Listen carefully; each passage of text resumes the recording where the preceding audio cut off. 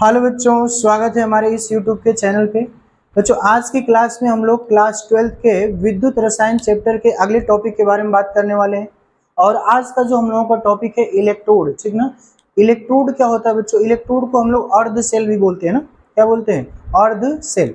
सभी लोग ध्यान से सुनेंगे। इलेक्ट्रोड कहते किसे हैं? जब किसी धातु की छड़ को उसी के लवण के विलयन में, ठीक ना, किसी धातु की छड़ को उसी के लवण के विलयन में पूर्ण या आंशिक रूप से डुबोया जाता है, ठीक ना।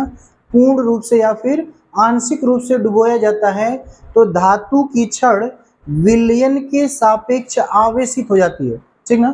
धातु की छड़ विलयन के सापेक्ष या तो धनावेशित होगी या तो ऋण आवेशित होगी। तो हम लोग क्या बोलेंगे? धातु की छड़ विलयन के सापेक्ष आवेशित हो जाती है, जिसे हम लोग इलेक्ट्रोड या अर्ध सेल कहते हैं, ठीक ना। समझ में आ गया? एक बार फिर से सभी लोग सुनेंगे। किसी धातु की छड़ को उसी के लवण के विलयन में, उसी के लवण के विलयन में पूर्ण या आंशिक रूप से डुबोया जाता है तो धातु की छड़ विलयन के सापेक्ष आवेशित हो जाती है। विलयन के सापेक्ष क्या होती है बच्चों? आवेशित हो जाती है, या तो धनावेशित होगी या तो ऋण आवेशित। आवेशित हो जाती है, जिसे हम लोग क्या कहते हैं? इलेक्ट्रोड, ठीक ना। या इसे अर्ध सेल भी कहा जाता है। देख लेते हैं हम लोग। किसी धातु की छड़ को उसी के लवण के विलयन में पूर्ण रूप से डुबोया जाता है, पूर्ण या आंशिक रूप से डुबोया जाता है तो धातु की छड़ विलयन के सापेक्ष आवेशित हो जाती है, ठीक ना। यहाँ पे आवेशित तो होना चाहिए बच्चों। विलयन के सापेक्ष आवेशित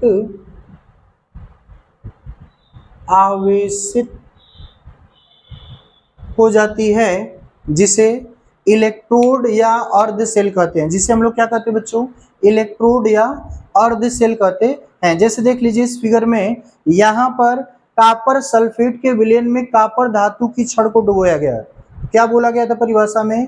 धातु की छड़ को उसी के लवण के विलयन में, जैसे कॉपर धातु की छड़ है तो कॉपर सल्फेट के विलयन में डुबोया गया है। बात समझ में आया?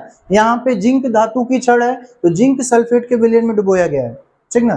तो उसी के लवण के विलयन में पूर्ण रूप से या आंशिक रूप से डुबोएंगे तो धातु की छड़ और विलयन के मध्य एक आवेश उत्पन्न होगा, ठीक ना। धातु की छड़ विलयन के सापेक्ष आवेशित हो जाएगी, या तो धनावेशित होगी या तो ऋणावेशित, ठीक ना। तो उसे हम लोग इलेक्ट्रोड कहेंगे। जैसे देखो, कॉपर की छड़ को कॉपर सल्फेट के विलयन में डुबोया गया है तो कॉपर की जो छड़ है ये धन आवेशित हो गई है विलयन के सापेक्ष, यानी विलयन कैसा हो गया होगा? ऋण आवेशित। तो इसको हम लोग क्या बोलेंगे? इलेक्ट्रोड बोलेंगे। क्या बोलेंगे बच्चों? इलेक्ट्रोड या अर्ध सेल। या फिर जिंक धातु की छड़ को जिंक सल्फेट के विलयन में डुबोया गया है तो जिंक धातु की छड़ विलयन के सापेक्ष क्या हो गई? ऋण आवेशित हो गई ना। तो जिंक धातु की छड़ अगर ऋण आवेशित हो गई है तो विलयन कैसा हुआ होगा? धन आवेशित। तो यहाँ पे ये भी क्या है? इलेक्ट्रोड है, ठीक ना। तो धन आवेशित हो जाए या फिर ऋण आवेशित हो जाए तो उसे हम लोग बोलेंगे इलेक्ट्रोड। क्या बोलेंगे? इलेक्ट्रोड। जैसा आवेश छड़ पर उत्पन्न होगा उसका विपरीत आवेश आपके विलयन में होगा, ठीक ना।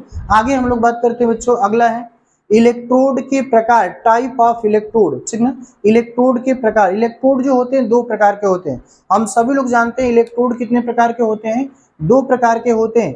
एक होता है एनोड और दूसरा होता है कैथोड, ठीक ना। एनोड और कैथोड सभी लोग जानते हैं बच्चों। इलेक्ट्रोड में एनोड और कैथोड को अगर हम लोग डिफाइन करें तो एक एक लाइन की परिभाषा है, सभी लोग ध्यान से सुनेंगे।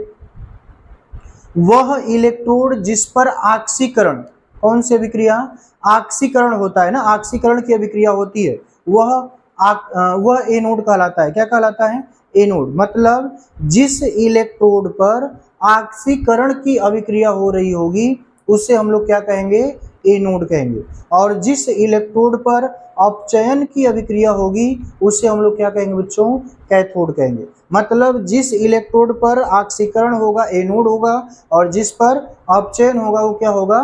कैथोड होगा, ठीक ना। ध्यान से देखेंगे। पहला है एनोड और दूसरा है कैथोड। वह इलेक्ट्रोड जिस पर ऑक्सीकरण होता है एनोड कहलाता है ना। अभी हमने आपको बताया कि वह इलेक्ट्रोड जिस पर ऑक्सीकरण होता है उसे हम लोग क्या कहते हैं? एनोड। और वह इलेक्ट्रोड जिस पर अपचयन होता है उसे हम लोग क्या कहते हैं बच्चों? कैथोड, ठीक ना। जिस पर ऑक्सीकरण होगा उसको एनोड कहेंगे और जिस इलेक्ट्रोड पर अपचयन होगा उसे क्या कहेंगे, कैथोड कहेंगे, ठीक ना। तो अभी तक हम लोगों ने देखा कि इलेक्ट्रोड क्या होता है और इलेक्ट्रोड के दो प्रकार, एनोड और कैथोड, ठीक ना। जिस पर ऑक्सीकरण होगा एनोड और जिस पर अपचयन होगा उसे कैथोड कहेंगे, ठीक है। अब हम लोग अगले टॉपिक की बात करते हैं बच्चों। अगला टॉपिक है इलेक्ट्रोड विभव, ठीक ना, इलेक्ट्रोड पोटेंशियल। इलेक्ट्रोड विभव क्या होता है, जब किसी धातु की छड़ को उसी के लवण के विलयन में पूर्ण या आंशिक रूप से डुबोया जाता है तो धातु की छड़ और विलयन के मध्य एक विभव उत्पन्न होता है जिसे हम लोग इलेक्ट्रोड विभव या अर्ध सेल का विभव कहते हैं, ठीक ना। जैसे समझते हैं, जब किसी धातु की छड़ को उसी के लवण के विलयन में पूर्ण या आंशिक रूप से डुबोया जाता है ना, किसी धातु की छड़ को उसी के लवण के विलयन में पूर्ण या आंशिक रूप से डुबोया जाता है तो धातु की छड़ और विलयन के मध्य एक विभव उत्पन्न होता है। धातु की जो छड़ है और जो विलयन है इसके मध्य एक विभव उत्पन्न होगा जिसे हम लोग क्या कहते हैं, इलेक्ट्रोड विभव, ठीक ना। जिसे हम लोग क्या कहेंगे बच्चों, इलेक्ट्रोड विभव। इलेक्ट्रोड विभव को हम लोग कैपिटल ई से प्रदर्शित करते हैं, ठीक ना। तो इलेक्ट्रोड विभव भी आप समझ गए कि जब किसी धातु की छड़ को, एक ही जैसी परिभाषा है, थोड़ा सा अंतर इसमें ना, जब किसी धातु की छड़ को उसी के लवण के विलयन में पूर्ण या आंशिक रूप से डुबोया जाता है तो धातु की छड़ और विलयन के मध्य एक विभव उत्पन्न होता है जिसे हम लोग इलेक्ट्रोड विभव कहते हैं या इसे अर्ध सेल का विभव भी कह सकते हैं, ठीक ना। आगे देखिए, यहाँ पे बच्चों लिखा गया है इलेक्ट्रोड विभव को प्रभावित करने वाले कारक, ठीक ना। इलेक्ट्रोड विभव जो होगा ये कब कब परिवर्तित हो सकता है, कौन कौन से कारकों के द्वारा ये इफेक्टेड हो सकता है, ठीक ना। इसको हम लोग देखते हैं, ध्यान दीजिए। पहले लिखा गया है विलयन की सांद्रता। यदि आप किसी विलयन की सांद्रता में परिवर्तन कर रहे हैं तो उस विलयन का इलेक्ट्रोड विभव जो होगा वो परिवर्तित हो सकता है, ठीक ना। विलयन की सांद्रता परिवर्तित करने पर विलयन का इलेक्ट्रोड विभव भी परिवर्तित हो सकता है, पहला। दूसरा क्या है, धातु की प्रकृति, ठीक ना। यदि आप किसी धातु की प्रकृति की बात करें तो धातु की प्रकृति के द्वारा भी इलेक्ट्रोड विभव में परिवर्तन देखा जा सकता है। यदि धातु की प्रकृति बदल रही है, ठीक ना, या कोई ऐसी धातु हमने लगाया जिसकी प्रकृति कुछ अलग है तो उसके इलेक्ट्रोड विभव में भी आपको भिन्नता देखने को मिलेगी, मतलब इलेक्ट्रोड विभव भी उसका अलग देखने को मिलेगा, ठीक ना। इलेक्ट्रोड विभव में परिवर्तन देखने को मिल सकता है। विद्युत अपघट्य की प्रकृति, जो आपने विद्युत अपघट्य लिया है जिसमें धातु की छड़ को आपने डुबोया है, यदि विद्युत अपघट्य की प्रकृति में भी अगर हम लोग परिवर्तन करें या विद्युत अपघट्य की प्रकृति लगातार बदलती हो तो उस विलयन का इलेक्ट्रोड विभव जो होगा उसमें भी क्या होगा बच्चों, परिवर्तन देखने को मिलेगा, ठीक ना। उसी तरह से ताप और दाब, यदि आप किसी इलेक्ट्रोड में अगर हम लोग ताप या दाब में परिवर्तन करते हैं, किसी इलेक्ट्रोड के ताप या दाब में परिवर्तन किया जाए तो उस इलेक्ट्रोड का जो विभव होगा उसमें भी परिवर्तन देखने को मिलेगा। तो इलेक्ट्रोड विभव को परिवर्तित करने के लिए जो कारक होते हैं ये आपके सामने लिखे गए हैं, इसको जरा ध्यान से याद रखेंगे सभी लोग। विलयन की सांद्रता से भी इलेक्ट्रोड विभव परिवर्तित हो सकता है, धातु की प्रकृति से भी परिवर्तित हो सकता है, विद्युत अपघट्य की प्रकृति से भी परिवर्तित हो सकता है, ताप और दाब में अगर परिवर्तन किया जाए तो इससे भी आपका इलेक्ट्रोड विभव परिवर्तित हो सकता है, ठीक ना। तो इसको आप ध्यान से देखेंगे।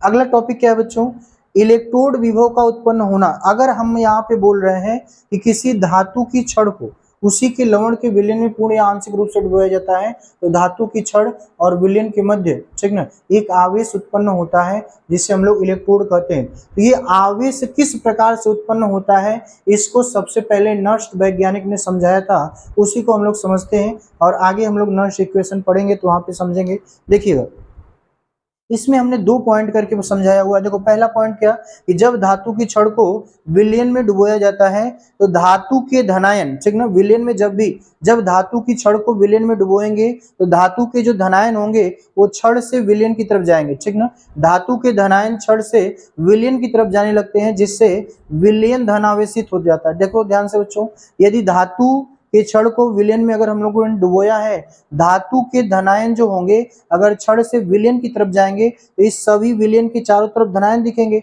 धनायन का मतलब विलयन कैसा हो गया, धन आवेशित हो गया, ठीक ना। तो विलयन क्या हो जाते हैं, जिससे विलयन धन आवेशित तथा छड़ कैसा हो जाएगा, ऋण आवेशित हो जाएगा। इस तरह से इस पे आवेश उत्पन्न होगा। बात समझ में आया?